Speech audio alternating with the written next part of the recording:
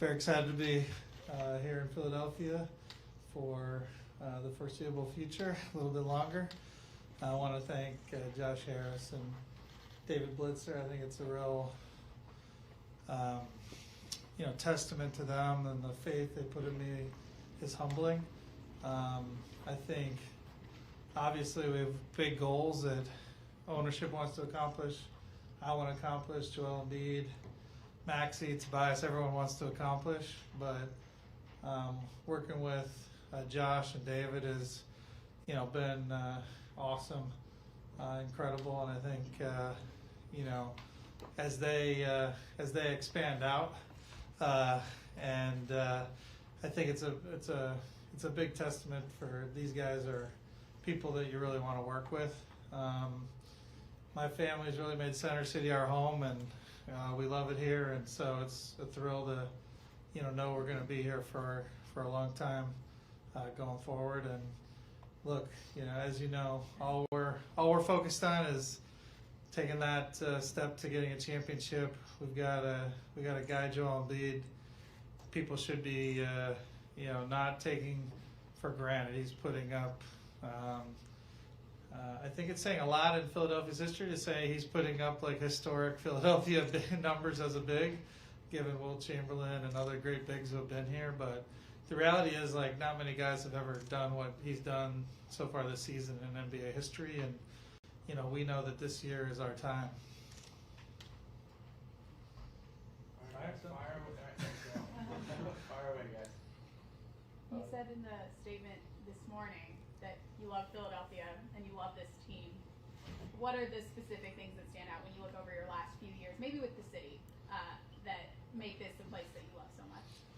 Yeah, obviously there's been some trials and tribulations, and we're excited where we're at. We're excited how well Joel and Tyrese and how we're set up to keep improving the team going forward. But as folks know who live in Center City, it's there's always been support as I'm walking around and grabbing my coffee, and so look, I mean, I've luckily had a very, very fortunate history to be in stable situations. You know, in my last stop for many, many years. I would hope that I can make a run like that here. Obviously, we're going to have to put up even better results, but that's the hope, is that this can be a long, long stop like that. Yeah, congrats on the deal. Part of the storyline, you know, the reporting was that it was aligned with you and Nick being in the same conference. I guess when you think about, you know, you obviously hired him, but do you feel like you are both aligned in terms of roster and strategy as you go through these next couple of years together? Yeah, I think the best franchises are the ones that win. They have both stability and alignment, from ownership to front office to coaching down to the players. Again, I've been fortunate to have that alignment in the past, and I think right now feel, you know, obviously you'd have to talk to Josh and Blitz and all the other key folks, but I feel like we have that alignment, and it allows you to do things like build out your roster, knowing how it's going to look going forward. To give an example, you know, even our minor league team that's won multiple championships over the last couple of years, and you know, look, not a lot of young players have been able to break into our rotation except Tyrese, because we're such a good team, and because, you know, Ubres and Pat Beverleys and guys like that come in and contribute. It makes it hard for these young guys, but when they have had a chance to contribute, like a Springer, you know, they've stepped up, and having a common philosophy of what kind of players and how we want to play does really help a franchise put a winning product on the floor.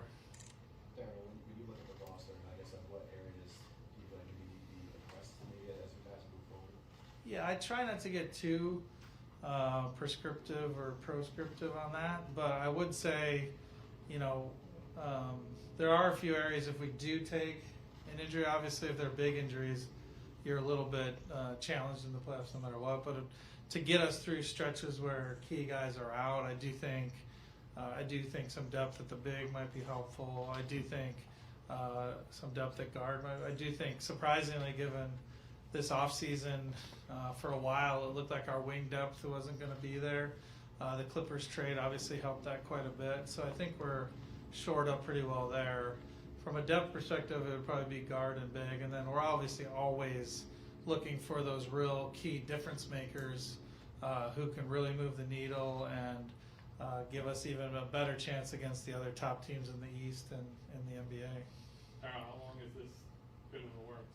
Like who brought the discussion to the table? First of all, I'm sure you would like to make this for as much time as possible, but when did this start to become clear that you're going to extend your long term? Yeah, so I was thrilled that ownership came and said, look, we want to keep this group together. And by this group, he means myself, he means Elton Brand, he means Nick Nurse, he means Joel, he means like Tyrese, he means all the key people who are driving winning here. I think Josh and David, you know, again, that was private discussions between them, said, hey, we've got a really solid thing going here that's giving us a very good chance to win the championship, and let's keep that together. So they reached out to me, and it's been recently, just in the last couple of weeks. So when you say keep this group together with Elton, so we under the assumption that Elton's going to get an extension as well. Again, this is a group we'd like to keep together. Hopefully, there's an announcement along those lines in not too long. So. In terms of the Joel component, I guess you've talked about it numerous times in the past, but how do you feel like where do you feel like your relationship is at with him, and is this a signal in any way of maybe your confidence in him being committed to the organization over the long term?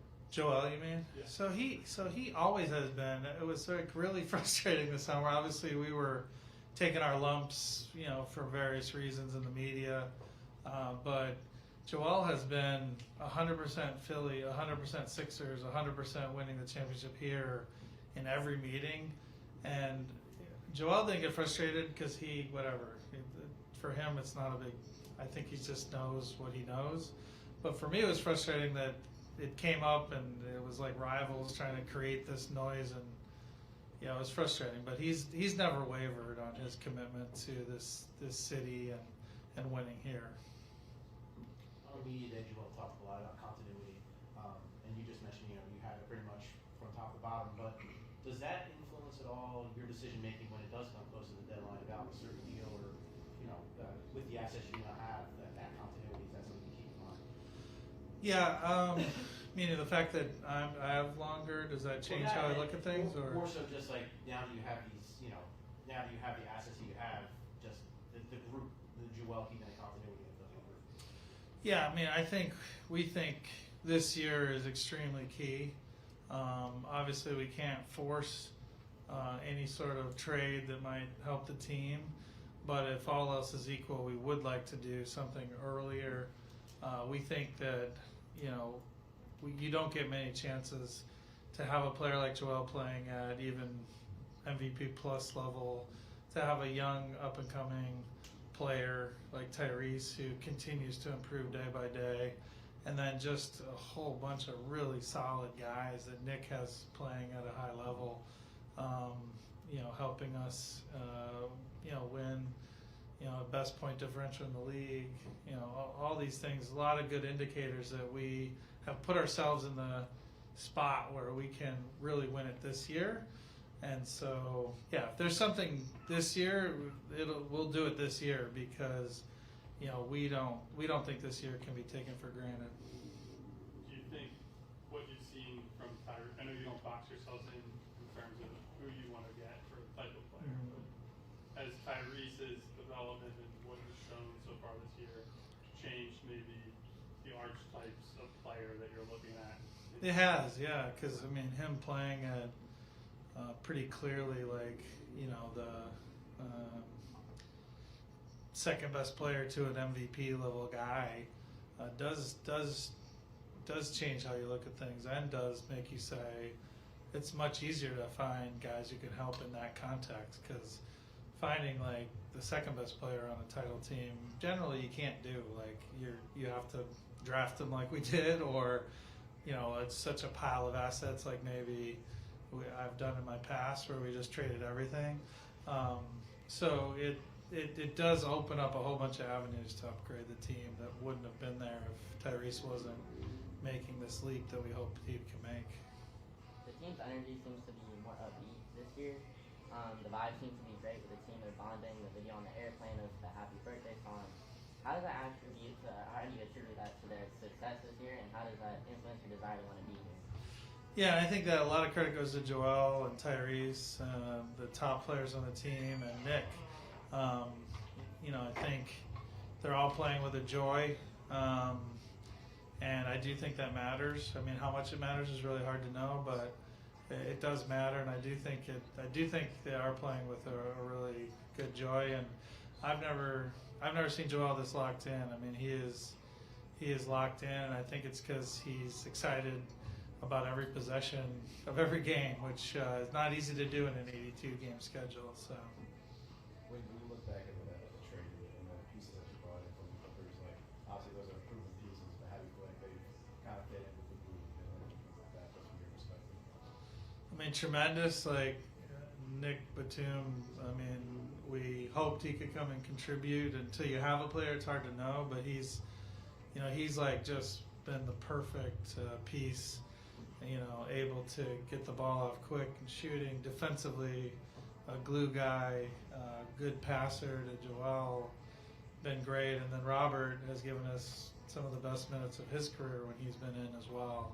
I've worked with Robert before, so he clearly was down in the past, in his recent past, and he feels sort of unleashed. So it's been really exciting. Daryl, you mentioned Tyrese, obviously the summer with the Phillies when he didn't get his extension. He's getting early, of course. Do you anticipate that those talks will be pretty easy if they get the max, or do you feel like there's roadblocks that Yeah, we're not allowed to get in those details, just by NBA rule even. But I think, look, if the team wins at the level we're hoping to win at, everything really takes care of itself, and we know a good thing when we got it. So. Take a couple more. It's kind of remarkable though the way that you mentioned yourself and Nick Nurse and Elton Brand and Joel Embiid, and then Tyrese is the next name, and it came so easily, sort of. When you look back at this ascent that he's had, based on your experience in the league, can you contextualize just how rapid this growth and ascent has been, and how rare it is to find something like this person? It's super rare. So what's not rare is someone improving their first 2 years at a young age. That's generally like how the stars, happen. They're generally picked higher though. He obviously should have been picked higher. What's pretty rare is like having big leaps in year 3 and 4. That is pretty rare. Obviously his age profile is that, but it's really been his work ethic. And I do think like his time, obviously we've had some turnover with other key players on the team. Not only is he putting a lot of work on his own in the gym in the off season, but he also picked up a lot from his teammates. And I think really incorporated that into his game has been great. So Thanks, Daryl. thanks, appreciate it, guys. Thank you.